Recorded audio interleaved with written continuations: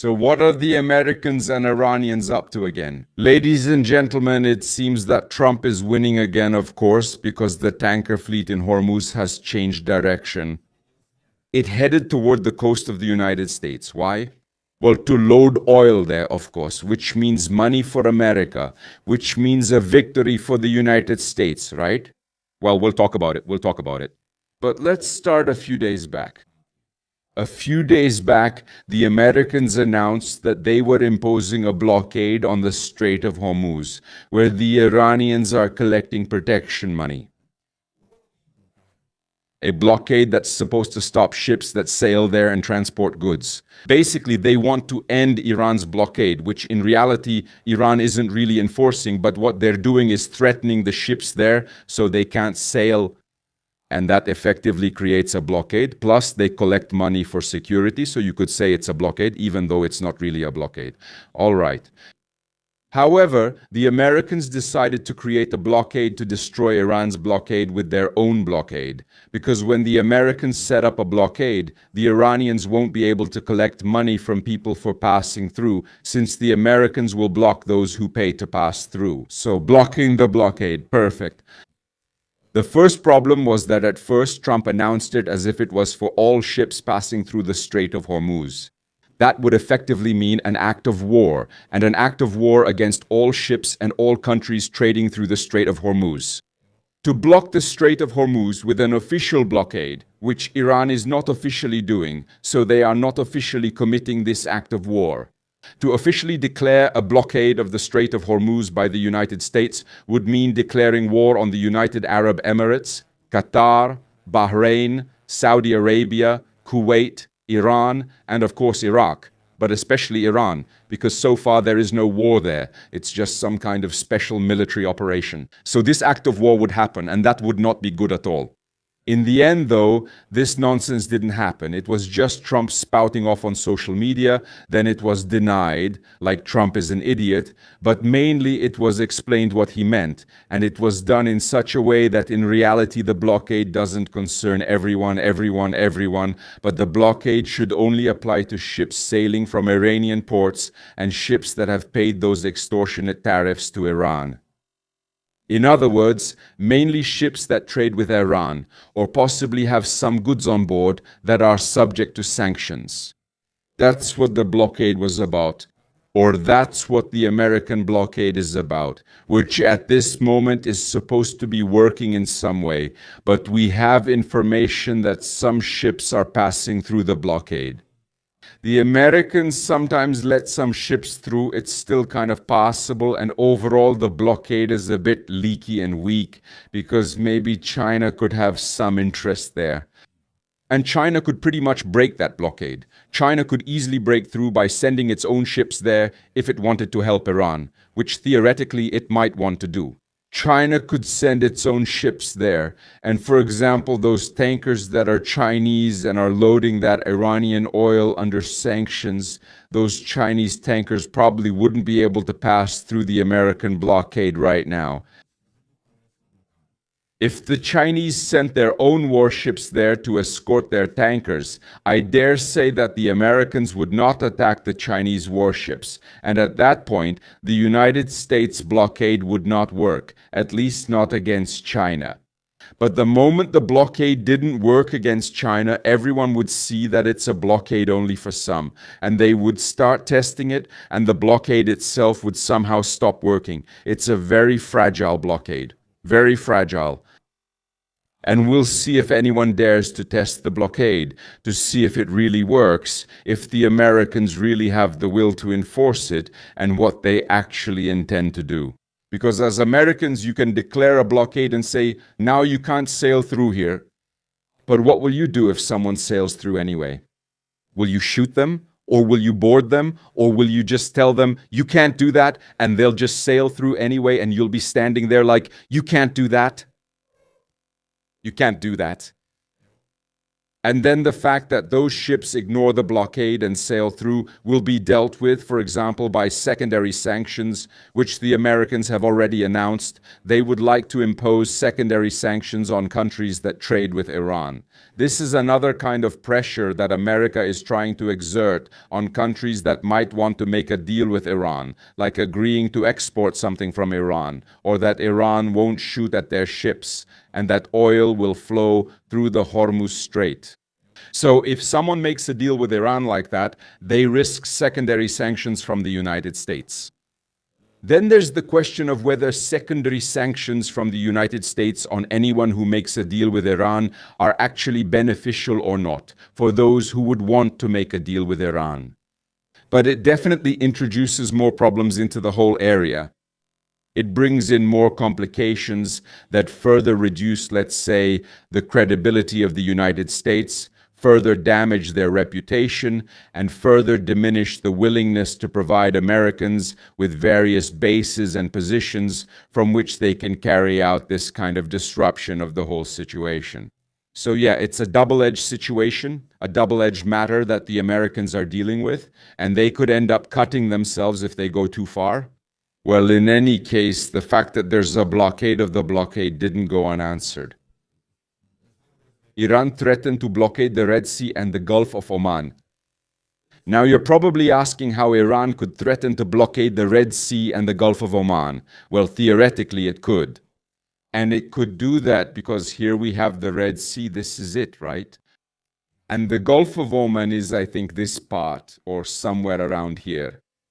And the problem is that here we have a strait which has a rather peculiar Arabic name that I can't quite recall right now.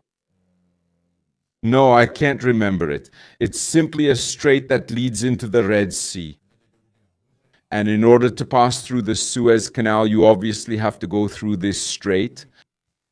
And if Iran wanted to block this strait, it could do it through the Houthis, which is a terrorist organization or a rebel group that could start attacking ships passing through this area. This has happened before, but it wasn't as intense, and if Iran wanted to, they could theoretically organize something more serious here, which could lead to at least a partial closure of this strait. So Iran could respond to the Americans blocking their blockade with a blockade of their own. We'll block blockades and eventually Gibraltar will be blocked too, right? Well, in any case, it's something that could escalate. It definitely could escalate. At this moment, however, a fragile ceasefire still holds throughout the entire area. It's more of an economic conflict, an economic war. A blockade of blockades and so on, but everyone is trying to maintain some sort of truce when it comes to Iran. The Turks are pushing hard to make sure everything is in order and so on. At the same time, something interesting is happening, and we've already talked about it at the beginning. Namely, those tankers that were originally heading to the Hormuz Strait or were waiting for the Hormuz Strait to open have now set course for the United States. Currently, 171 large tankers are heading to the United States, and about 100 of them are sailing to the Gulf of Mexico. The Gulf of Mexico, or the American Gulf as some call it, is like an oil artery for the United States. And right now, the United States will probably be doing pretty good business, because the ships heading there to make up for the shortages from Hormuz are mainly ships from countries like Japan or South Korea, or from countries like those in Europe. Overall, a lot of tankers from Europe are also heading there. And now the Americans are extracting, selling, and exporting a record amount of oil. Their exports have jumped to 5.2 million barrels a day, which is definitely something that benefits America because they're making good money. At this moment, oil prices are quite high. When we look at the oil price, we can see that oil prices are still around $91 to $92 per barrel, which is a situation where it really pays off for America to export. But there's a small problem. The problem is that if America exports more, it will very soon reach its limit, the capacity of what it can export, what it is even able to extract. And you might say, well, then just let them extract more. But the problem is that even if America started extracting more, it doesn't mean it would be able to export more. Because America doesn't have enough ports and infrastructure to export more, significantly more than it does now, and those terminals where the oil is loaded or the products made from it would have to be expanded, which means huge investments into expanding logistics. At the same time, the problem is that if American companies increased production, it would mean they would artificially push the price down, which could lead to a drop in oil prices. And since production in America is expensive, it could eventually mean that oil production would no longer be profitable. Because if the situation around the Strait of Hormuz and Iran were to be resolved within, say, half a year, and oil prices return to around $60, $50 per barrel, then at that moment, the increase in oil production and the construction of infrastructure in the Gulf of Mexico, or the American Gulf, let's say, would have been for nothing. It would be unprofitable because suddenly there would be less interest in American oil again, which is a bit more expensive after all, since it's harder to process, extract, and transport than oil from the Arab states.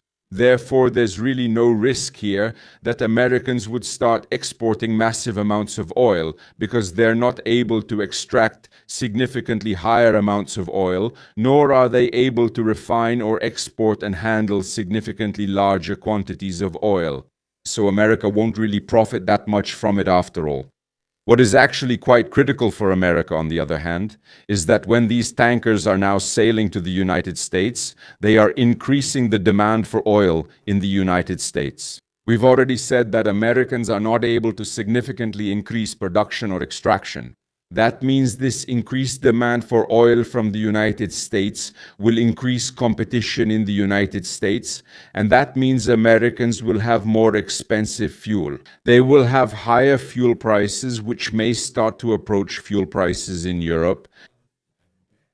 Of course, they will still have significantly cheaper fuels than we do in Europe, but the problem is that Americans are much more dependent on fuels than we are in Europe. We have electrification, we have trains, we have public transportation, we have plenty of ways to get around. We can even walk, for example. Americans don't have any of that. They have a very weak rail system. They do everything by car. They drive everywhere. There isn't proper public transportation there. There are no sidewalks. They don't have bikes. Those people are absolutely dependent on cars and on diesel and gasoline. And for that reason, this is something that would hurt them badly and will hurt them. It will hurt them because those companies aren't able to increase production in any advantageous short-term time frame. Our demand for American oil is raising prices for Americans. And if Americans have to pay more, then of course we will also have to pay more. But as we are willing to pay more for that American oil, with the competition between Europe, Asia, and America, and everyone going to America to load up on oil, that will of course drive oil prices up in America, or more specifically, the price of gasoline, because there will be a shortage of it. And that will be a problem. What will effectively happen is that refineries, oil companies, and exporters in the United States will make a lot of money, like really outrageous amounts of money. But the rest of America will pay for it. That's the problem. And if the American government doesn't come up with something like a significant tax on oil companies and refineries, and doesn't use the extra money these refineries and oil companies are now making, for example, to cap fuel prices, then Americans will have a serious problem with rising fuel prices. That's the problem. And if you're asking why baby drill won't lead to an increase in the amount of oil, it's precisely because it's not in the interest of those oil companies, v zájmu těch ropných firm, to sell as cheaply as possible, so it's in their interest to extract as much as possible. And at the same time, as we said at the beginning, if they started drilling now, building more rigs, more refineries, more ports, and in half a year the situation in Iran stabilized, then again their demand would drop and it wouldn't pay off for them. So this whole situation is definitely not just about America making money and everything being great. It's mainly about the fact that we will all end up paying more. That's actually the whole conclusion of today's video.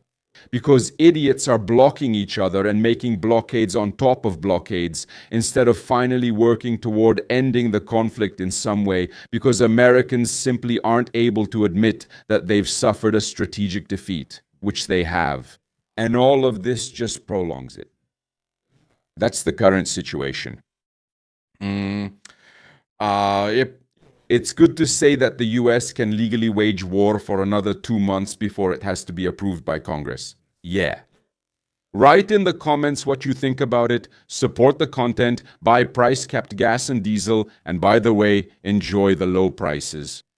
Enjoy the low prices because I see that the price cap really happened, and at some gas stations it's even cheaper than the cap, which I honestly didn't expect. I expected everyone would raise the prices to the cap, but some just decided to maybe take a loss for a while to keep their customers. It's hard to say how long this will last and how long it will take before the first gas stations start closing because it's not worth it for them, or how much money the state will eventually have to promise them to cover those losses. All of this will be interesting. Anyway, I'll see you next time. Join the streams, watch the videos, subscribe, share, give it a like, that thumbs up, or on your phone, click on that little star, boost it. Have a nice day and bye.